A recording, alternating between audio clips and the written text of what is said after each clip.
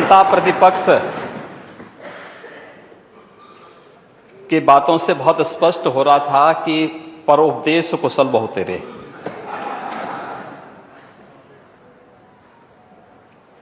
और उनको यह भी नहीं पता था कि वह जो बोल रहे हैं आखिर किसको बोलना चाहते हैं। इस प्रदेश में 4 बार समाजवादी पार्टी की सरकार रही है और मुझे नहीं लगता है कि 25 करोड़ जनता जो प्रदेश की है या देश की 135 करोड़ की आबादी में से कोई भी व्यक्ति जो राजनीतिक रूप से उनसे उपकृत होगा उनको छोड़ करके शेष कोई भी समाजवादी पार्टी को एक सही नजरिए से देखता होगा। National family health survey 4th और 5th जो आए हैं या इससे पहले जो सर्वे हुए हैं वे सर्वे इस बात की गवाही देते हैं कि उत्तर प्रदेश में विगत 5.5 वर्षों के अंदर स्वास्थ्य सेवाओं में बेहतरीन सुधार हुआ है और चाहे वह एनीमिया से जुड़े हुए मामलों में सुधार का प्रश्न हो, यह नेशनल एवरेज से अच्छा हुआ है। शिशु मृत्यु दर और मातृ मृत्यु दर यह पहले की तुलना में काफी इसमें सुधार हुआ है। अन्य मामलों में भी उत्तर प्रदेश ने उत्तरोत्तर वृद्धि की है, काफी उसमें अच्छी प्रगति हुई है। मैं केवल एक उदाहरण देना चाहता हूं। गोरखपुर की चर्चा माननीय नेता प्रतिपक्ष ने की और बोलते बोलते उनको बहुत सारी चीजें याद आती हैं। स्वाभाविक रूप से जब कोई चीज और खासतौर पर जनता जनार्दन अपना फैसला करके दे ही देती है, सपने जब तार तार होते हैं तो उसका दुख होगा ही और उनकी बातों में वो दुख झलक भी रहा था। लेकिन हमें जनता जनार्दन के फैसले को स्वीकार तो करना पड़ेगा। यह सीजन पूर्वी उत्तर प्रदेश के लोगों के लिए हमेशा भय का प्रतीक होता था। एक कंपकपी छूटती थी जुलाई से लेकर के नवंबर तक। इंसेफ्लाइटिस से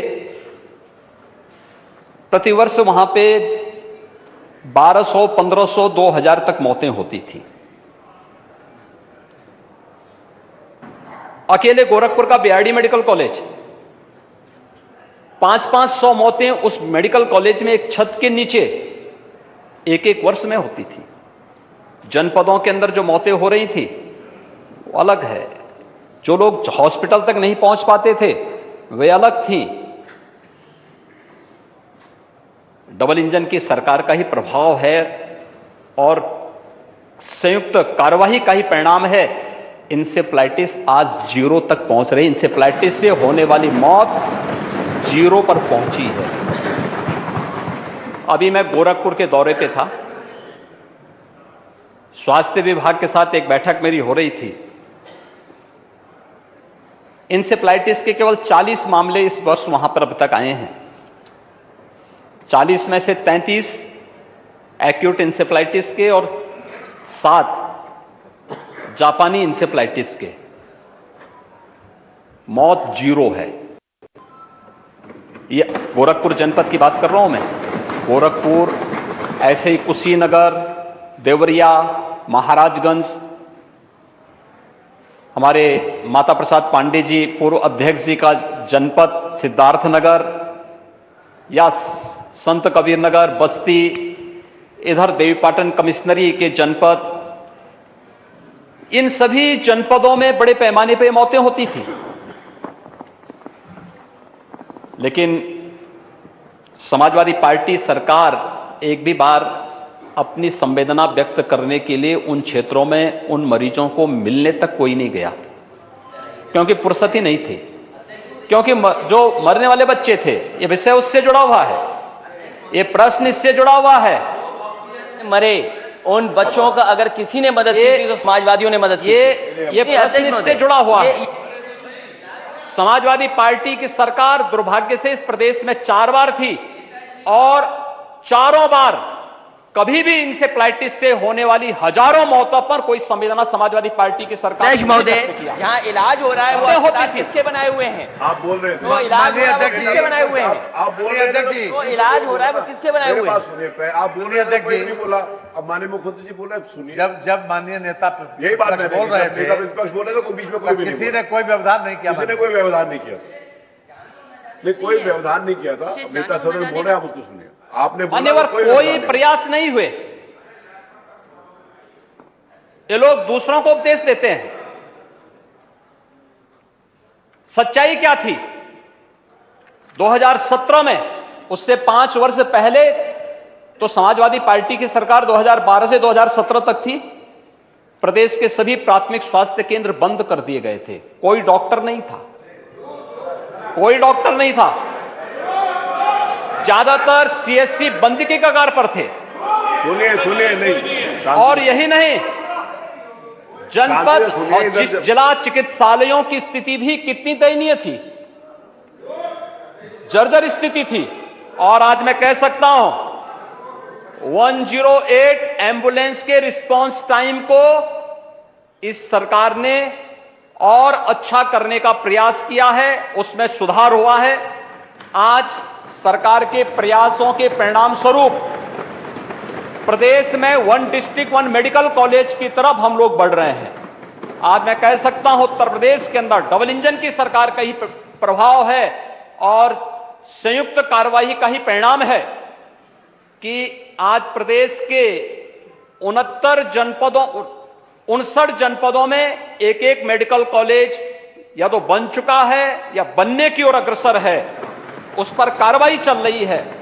जो शेष 16 जनपद हैं, उन पर भी इस कार्रवाई को सरकार आगे बढ़ाने का कार्य कर रही है। मेडिकल कॉलेज से उनको परहेज है, हॉस्पिटल की सुविधा से उन्हें परहेज है। और तो और कोरोना महामारी के दौरान पता नहीं नेता प्रतिपक्ष कहां गए थे। मुझे तो लगता है किसी ने, हम लोगों ने तो कभी नहीं देखा उनको बाहर निकलते हुए। 3-4 चरणों में दुर्भाग्य से इंसेफ्लाइटिस आई थी और उन 4 चरणों में हमें तो आशंका थी कि ऐसा ना हो कि कोरोना कालखंड में 5वें चरण की वो आ जाए तो फिर इनका क्या हाल होगा। लेकिन ईश्वर की कृपा थी कि कोरोना हम लोगों ने नियंत्रित करने में सफलता प्राप्त की। अब देखिए कौन देख रहा है, वैक्सीन तो हम लोगों ने फ्री भी की है। फ्री वैक्सीन है, नहीं मैं क्या कह रहा हूं ना, हम लोगों ने तो वैक्सीन ली है। नेता हम लोगों ने एक वैक्सीन ली सुपरनेचुरल है। पावर होंगी। हम लोगों ने वैक्सीन ली है, लेकिन वैक्सीन ने भारत के पहली बार हुआ है, समाजवादी पार्टी की पहली सरकार 89 में आई थी और अब भारतीय जनता पार्टी के सहयोग से बनी थी। यह भी सच है। भारतीय जनता पार्टी ने उस सरकार को, जनता दल की सरकार को सपोर्ट किया था। सच स्वीकार करो, सच स्वीकार करो। चलिए हो गया। अरे ठीक है, अरे हो गया रविदास जी। 89 से आपने देखा होगा समाजवादी पार्टी को 4 बार, ठीक है नाम पहले कुछ रहा होगा, लीडर वही थे ना, नेता वही थे, और इनको 4 बार प्रदेश में शासन में रहने का अवसर प्राप्त हुआ। मैं नहीं कहता हूं, पूरा देश और पूरी दुनिया इस बात को कहती कि इनके शासनकाल में प्रदेश के हर क्षेत्र का अवमूल्यन हुआ है, उसमें अभिवृद्धि कहीं नहीं हुई है, कहीं नहीं हुई है। ये हर व्यक्ति कहता है। और मैं इस बात को फिर कह सकता हूं कि स्वास्थ्य सेवाओं का हो या प्रदेश की शिक्षा व्यवस्था का, जितनी क्षति और जितना नुकसान इन तथाकथित समाजवादियों ने की है, उतना प्रदेश में कभी नहीं हुआ। और आज प्रदेश को उसकी पहचान दिलाने के लिए ही राज्य सरकार अपने स्तर पर कार्य कर रही है। आज प्रदेश में हर प्राथमिक स्वास्थ्य केंद्र में हर सप्ताह आरोग्य मेला का आयोजन होता है। हर आरोग्य मेला में 1.5 लाख से लेकर के 3 लाख तक पेशेंट आते हैं। आयुष्मान भारत की योजना या मुख्यमंत्री जन आरोग्य योजना, हर गरीब को 5 लाख रुपए की सालाना स्वास्थ्य बीमा का कवर, यह भी डबल इंजन की सरकार प्रदेशवासियों को उपलब्ध करवा रही है। और जहां तक कोरोना वैक्सीन की बात है,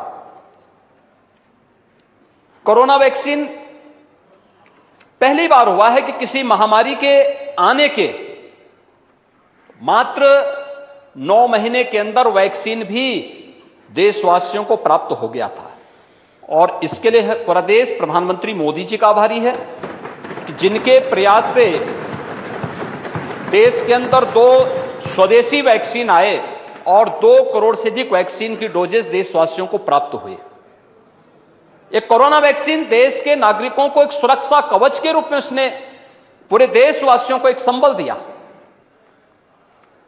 आज कोरोना वैक्सीन के नाते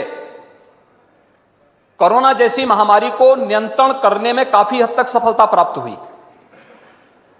लेकिन कुछ लोगों ने कोरोना कालखंड में जनता जनार्दन का ध्यान तो नहीं रखा, लेकिन दुष्प्रचार जरूर करते रहे।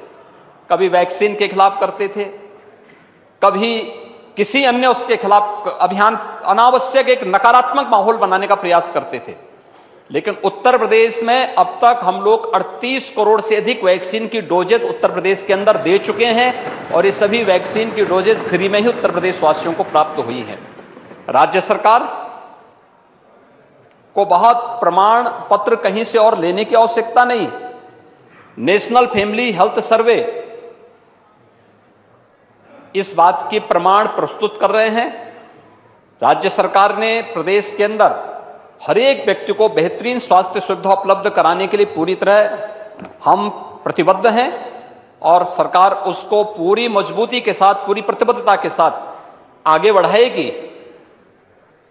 जो भी अगर कहीं पे कोई लापरवाही होती है, उसकी जवाबदेही भी उस स्तर पर विभाग के द्वारा, शासन के स्तर पर सुनिश्चित होती है। प्रदेश के 25 करोड़ लोगों के प्रति सरकार पूरी जवाबदेही के साथ कार्य कर रही है और कोई संदेह नहीं होना चाहिए, जो भी बेहतर से बेहतर सुविधा उत्तर प्रदेश के अंदर हो सकती है उसे उपलब्ध करवाने की कार्रवाई राज्य सरकार कर रही है। जहां तक प्रदेश के अंदर इन सभी कार्रवाई को आगे बढ़ाने की, पहली बार उत्तर प्रदेश के अंदर मेडिकल यूनिवर्सिटी बन रही है। पहली बार उत्तर प्रदेश के अंदर ट्रेडिशनल मेडिसिन के लिए आयुष यूनिवर्सिटी भी बन रही है और पहली बार उत्तर प्रदेश के अंदर स्पोर्ट्स यूनिवर्सिटी भी बनाई जा रही है। ये प्रदेश के अलग अलग क्षेत्रों में बनाए जा रहे हैं। इसके लिए दूसरा, एम्स गोरखपुर के मामले में सबसे बड़ी बात समाजवादी पार्टी ही थी। इन लोगों ने एम्स की भूमि को दिया ही नहीं और जब भारतीय जनता पार्टी की सरकार प्रदेश में आई, उस जमीन की फिर रजिस्ट्री भारतीय जनता पार्टी की सरकार के आने के बाद फिर मेरे आदेश पर उस रजिस्ट्री की कार्रवाई को संपन्न किया गया। आज एम्स गोरखपुर में संचालित हो चुका है। गोरखपुर में शिलान्यास हमने किया था। शिलान्यास ये फर्टिलाइजर के उसमें हुई थी, लेकिन रजिस्ट्री नहीं हुई थी। इन्होंने प्रस्ताव नहीं दिया था और फिर रजिस्ट्री की कार्रवाई को हम लोगों ने आने के बाद किया था। रजिस्ट्री की कार्रवाई हम लोगों ने संपन्न की। इंसेफ्लाइटिस जैसी बीमारियों को नियंत्रण करने का कार्य यह भारतीय जनता पार्टी की डबल इंजन की सरकार ने किया है। और यही नहीं, आज प्रदेश के अंदर जितने भी प्रकार के संचारी रोग हैं, डेंगू है, कालाजार है, मलेरिया है, या इन सभी प्रकार के संचारी रोग नियंत्रण के लिए वर्ष में 3 बार विशेष अभियान चलाने की कार्रवाई भी यह राज्य सरकार के प्रयास और केंद्र और राज्य सरकार के संयुक्त प्रयासों का परिणाम है। आज प्रदेश के अंदर जो विभिन्न प्रकार के कार्यक्रम स्वास्थ्य संबंधी हों, उन सभी कार्यक्रमों को डबल इंजन की सरकार पूरी मजबूती के साथ आगे बढ़ा रही है और बिना भेदभाव के समाज के हर एक तबके को उपलब्ध करवाने का कार्य कर रही है। नेता प्रतिपक्ष पूर्व मुख्यमंत्री रह चुके हैं और प्रतिपक्ष के सबसे बड़े दल के नेता भी हैं।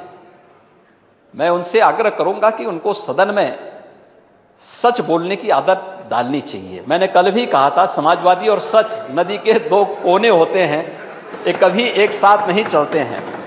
और मुझे लगता है उनको इस सत्य को स्वीकार करना चाहिए कि जो कुछ भी विकृति थी, ये तो विरासत से जो हमें प्राप्त हुई थी, उसी विकृति को हम सुधार रहे हैं, उसी विकृति को ठीक करते हुए उसको और बेहतर करने का प्रयास किया जा रहा है।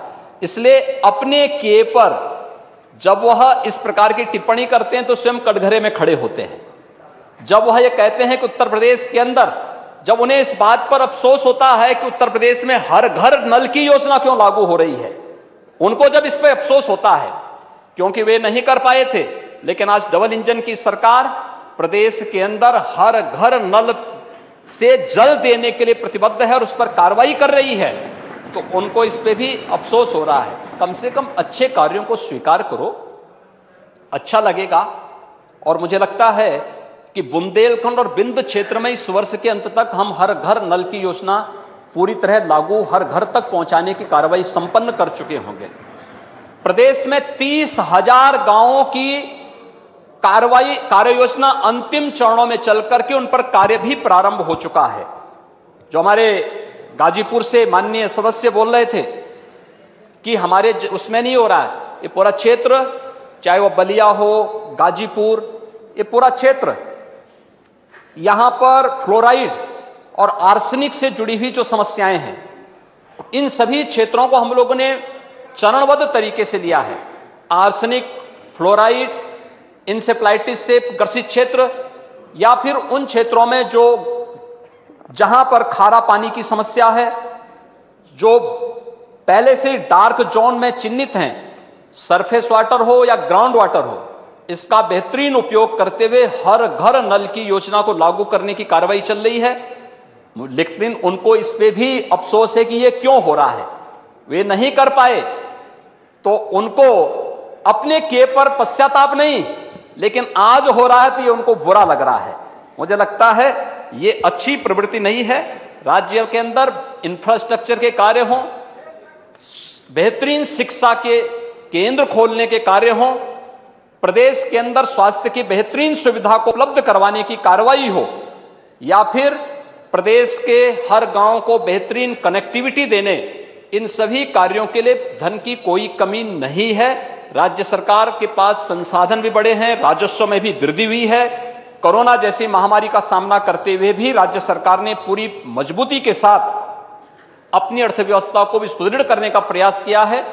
और यही नहीं, उसी अभियान के क्रम में हम लोग प्रधानमंत्री जी के विजन के अनुरूप देश की अर्थव्यवस्था को $5 ट्रिलियन की अर्थव्यवस्था बनाने के लिए उत्तर प्रदेश ने भी अपनी इकोनॉमी को $1 ट्रिलियन की इकोनॉमी को बदलने के लिए उस दिशा में अपने प्रयास को आगे बढ़ाए हैं। एक पूर्व मुख्यमंत्री को और नेता प्रतिपक्ष को तो कम से कम इस पर प्रसन्नता होनी चाहिए थी कि जो काम वे नहीं कर पाए हैं, आज भारतीय जनता पार्टी नेतृत्व की सरकार उस कार्य को कर रही है, तो कम से कम इसमें वे सहयोग नहीं कर सकते हैं तो अड़ंगा लगाने का कार्य तो उनको नहीं करना चाहिए, क्योंकि केवल लोकतंत्र में सरकार ही नहीं, प्रतिपक्ष भी लोकतंत्र की व्यवस्था का एक पहिया है। और मुझे लगता है कि उसमें उनको अपनी जिम्मेदारी को समझना चाहिए, उस गंभीरता का परिचय देना चाहिए। कोई भी ऐसा वक्तव्य नहीं देना चाहिए जो गुमराह करने वाला हो, जो सत्य से परे हो और जो अनावश्यक रूप से आम जनमानस के मन में तमाम प्रकार की भ्रांति पैदा करते हुए उनके स्वयं के जीवन के साथ खिलवाड़ करने वाला हो। और इस प्रकार की कभी कभी छोटी छोटी बातें व्यक्ति मजाक में कहता है, लेकिन उसको जब हम लोग गंभीरता से कोई लेने लगता है तो कभी कभी उसके जीवन के साथ भी खिलवाड़ होता है। इंसेफ्लाइटिस, उसके कोरोना के मामले में हमने देखा था, जब उन्होंने कहा था कि साहब ये वैक्सीन नहीं लेंगे, और वैक्सीन का परिणाम क्या रहा, बहुत सारे लोगों के जीवन के साथ उस समय खिलवाड़ हुआ होगा।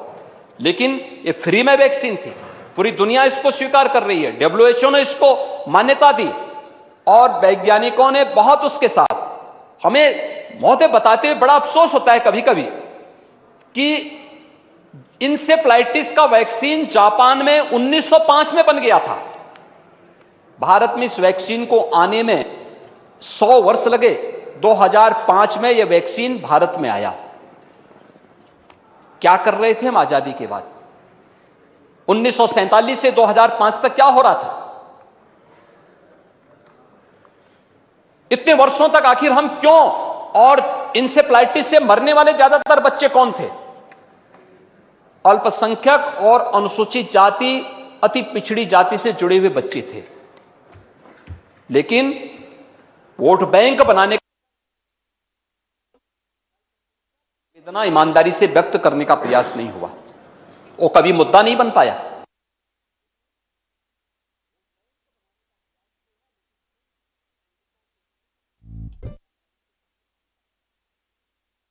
कोरोना जैसी महामारी आती है और मात्र 9 महीने के अंदर एक नहीं 2 स्वदेशी वैक्सीन प्रधानमंत्री मोदी जी देते हैं। इसके प्रति कृतज्ञता ज्ञापित करने की बजाय हम गफलत पैदा करें, लोगों को गुमराह करके उनके जीवन के साथ खिलवाड़ करें, यह स्वीकार्य नहीं होना चाहिए। और किसी भी जिम्मेदार नेता को और जिम्मेदार राजनीतिक दल को इस प्रकार की हरकत नहीं करनी चाहिए, क्योंकि यह जीवन के साथ, लोगों के जीवन के साथ खिलवाड़ करने जैसे मुद्दे होते हैं। और इस प्रकार के मुद्दों पर हमें हमेशा उसकी संवेदनशीलता को समझना चाहिए।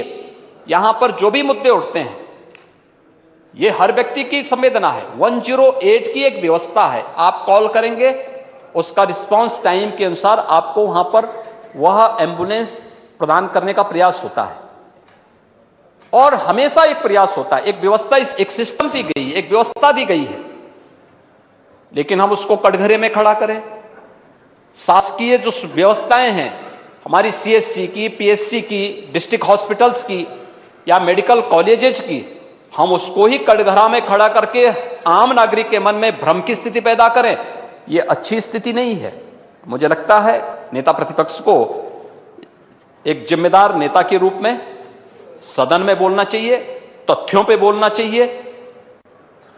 जो आंकड़े हों उन आंकड़ों को एक बार सत्यापन करा करके अगर वे बोलेंगे तो ये विश्वसनीयता उनकी भी, उनके दल की भी बनी रहेगी। और साथ साथ इस व्यवस्था के प्रति भी आम जनमानस का विश्वास डगमगाएगा नहीं।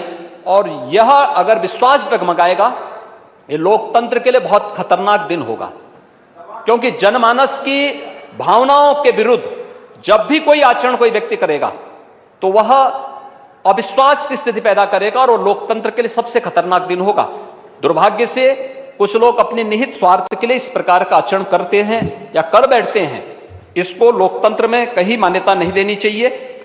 सरकार अपने स्तर पर बेहतरीन प्रयास कर रही है, और जो कुछ भी होगा, मैंने पहले भी कहा, प्रदेश की बेहतरी के लिए, प्रदेश के विकास के लिए, प्रदेश की 25 करोड़ जनता के लिए हमने इसको जाति, मत, मजहब या क्षेत्र और भाषा के आधार पर नहीं बांटा है। 25 करोड़ जनता को डबल इंजन की सरकार ने अपने परिवार के रूप में ट्रीट किया है, और बिना भेदभाव के शासन की योजनाएं उस रूप में पूरे प्रदेश के अंदर लागू हो रही हैं। हमने उसी रूप में उसको देने का प्रयास भी किया है। इसलिए कृपया इस सदन की कार्रवाई के माध्यम से अन्य माननीय सदस्यों के महत्वपूर्ण मुद्दों को हम इस प्रकार के मुद्दों के आधार पर, जो तथ्यों पर आधारित न हो, उससे हम अन्य माननीय सदस्यों के समय को जाया न करें तो अच्छा होगा। धन्यवाद। मैंने माननीय नेता प्रतिपक्ष को सुना, माननीय मुख्यमंत्री जी को सुना।